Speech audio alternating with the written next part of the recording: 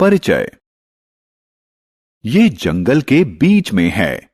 शोधकर्ता भूमि पर पड़ी हुई सूखी पत्तियों में से एक पौधे की जांच कर रहे हैं। उन्होंने वहां के प्राणी जात और वनस्पति जात को ध्यानपूर्वक देखा, जिनमें से कुछ पौधे एकदम विशिष्ट प्रकार के हैं। उन्होंने कुछ ऐसे पौधे देखे जो सामान्य रूप से नहीं पाए जाते हैं। क्या ये पौधे लुप्तप्राय प्रजातियों में से हैं? आइए इस पाठ में हम किसी विशिष्ट क्षेत्र के पौधों और जंतुओं के बारे में जानें।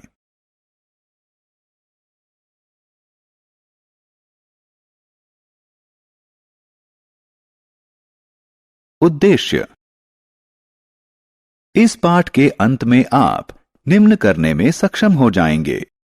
किसी क्षेत्र में पाए जाने वाले प्राणी जात एवं वनस्पति जात का वर्णन करना, स्थानीय एवं संकटापन्न प्रजातियों को परिभाषित करना, अभिगमन परिवेश की व्याख्या करना, निर्वनीकरण की समस्या के समाधान का पुनरावलोकन करना।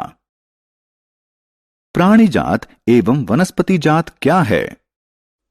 छात्रों, आपने अवश्य देखा होगा कि कुछ जंतु एवं पौधे किसी विशेष क्षेत्र में ही पाए जाते हैं।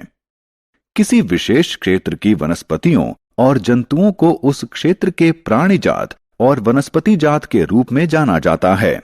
उदाहरण के लिए पचमढ़ी जैवमंडल संरक्षित क्षेत्र के साल, सागौन, सिल्वर फर्न इत्यादि वनस्पति जात हैं और चिंकारा, नीलगाय, तेंदुआ इत्यादि प्राणी जात हैं। विशेष क्षेत्रीय प्रजातियां। आइए अब हम विशेष क्षेत्रीय प्रजातियों के बारे में जानें। यहां आप यह जान लें कि आबादी का वह समूह जो संकरण में सक्षम होता है प्रजाति कहलाता है। एक ही प्रजाति के सदस्यों में समान लक्षण होते हैं। मैं आपसे एक आसान प्रश्न पूछता हूं। क्या आपने सेब का पेड़ दक्षिण भारत में देखा है? नहीं ना। सेब के पेड़ सामान्य रूप से उत्तर भारत में पाए जाते हैं। इस तरह केवल किसी विशेष क्षेत्र में पाए जाने वाले पौधे एवं जंतु विशेष क्षेत्रीय प्रजातियां कहलाते हैं। वे कहीं और नहीं पाए जाते हैं। विशेष प्रकार के जंतु या पौधे किसी विशेष क्षेत्र, राज्य या देश के लिए विशेष क्षेत्रीय हो सकते हैं। विशेष क्षेत्रीय प्रजातियों के उदाहरण। ये दो पचमढ़ी जैवमंडल संरक्षित क्षेत्र के वनस्पति जात हैं। ये इस क्षेत्र के विशेष क्षेत्रीय प्राणी जात हैं। वे कौन से कारक हैं जो उन्हें विशेष क्षेत्रीय प्रजाति बनाते हैं? प्रमुख कारण मनुष्य हैं। उनके वास स्थल का विनाश, मनुष्यों की बढ़ती जनसंख्या और नई प्रजातियों के आने से विशेष क्षेत्रीय प्रजातियों के प्राकृतिक वास स्थल प्रभावित हो सकते हैं और उनका अस्तित्व संकट में आ सकता है। कौन सी प्रजातियां संकटापन्न कहलाती हैं?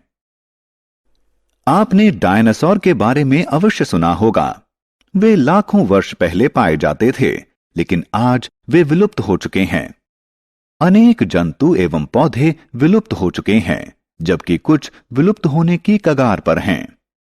वे प्रजातियां जिनकी संख्या विलुप्त होने के स्तर तक कम हो जाए संकटापन्न प्रजातियां कहलाती हैं। कुछ जंतुओं के प्राकृतिक वासस्थल में उत्पन्न बाधाओं के कारण उनकी उत्तरजीविता कठिन हो गई है। आप यह जानने के लिए उत्सुक होंगे कि क्या संकटापन्न प्रजातियों का कोई रिकॉर्ड रखा गया है? ठीक है, रेड डाटा पुस्तक वह स्रोत पुस्तक है जिसमें समस्त संकटापन्न जंतुओं एवं पौधों का रिकॉर्ड रखा जाता है। प्रवास क्या है? आइए बच्चों, हम प्रवास शब्द का अर्थ जानें। प्रत्येक वर्ष कुछ प्रजातियों का किसी विशेष उद्देश्य, जैसे प्रजनन या जलवायु की स्थितियों से बचने के लिए अपने वास स्थल से कुछ निश्चित समयावधि के लिए किसी अन्य स्थान पर जाना उनका प्रवास कहलाता है। निर्वनीकरण की समस्या का समाधान। हम वनों से अनेक चीजें प्राप्त करते हैं।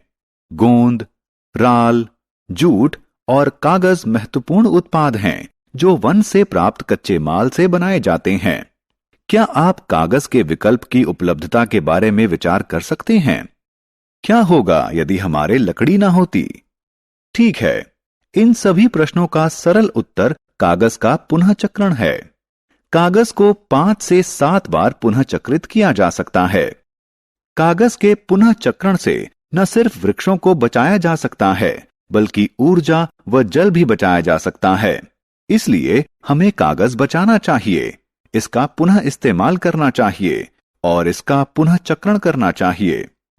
तुमने बहुत अच्छी बात कही, लेकिन कागज का पुनः चक्रण केवल निर्वनीकरण को नियंत्रित करने का अस्थायी उपाय है। क्या तुम निर्वनीकरण की समस्या का कोई स्थायी समाधान बता सकते हो? हाँ, यह पुनः वनरोपण है। नष्ट हुए वनों के स्थान पर नए वृक्ष लगाना पुनः वनरोपण कहलाता है।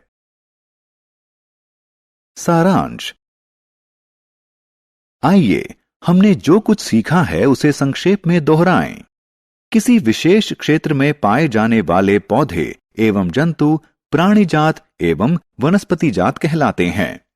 जिन प्रजातियों के विलुप्त होने का खतरा है उन्हें संकटापन्न प्रजातियां कहा जाता है।